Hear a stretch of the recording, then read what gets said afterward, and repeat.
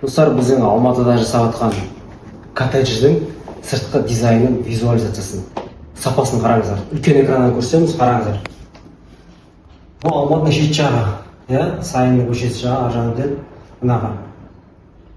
Жақындатам, үлкен экраннан, жақта адамдардың түріне дейін анық көріп тұр, бұл түсір ма? Сапа қандай. Түнгі көрінісі, освещение, күндізгі көрінісі, өсімдіктерді қараңыздар. Мына үйде мына жағында террасы бар, мына жерде адамдар отыр.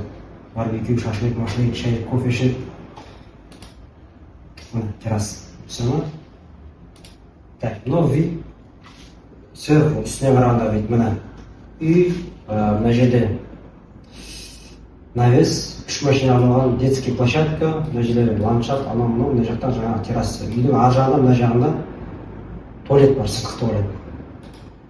Так, мына соң түнгі көрінісі, қараңыздар, качество қандай. Мына жердегі полкада тұрған шай, ыдыс-аяқ, тамақ, жеміс-жидектің бәрі көрініп тұр. Вот качество деп осыны айтады.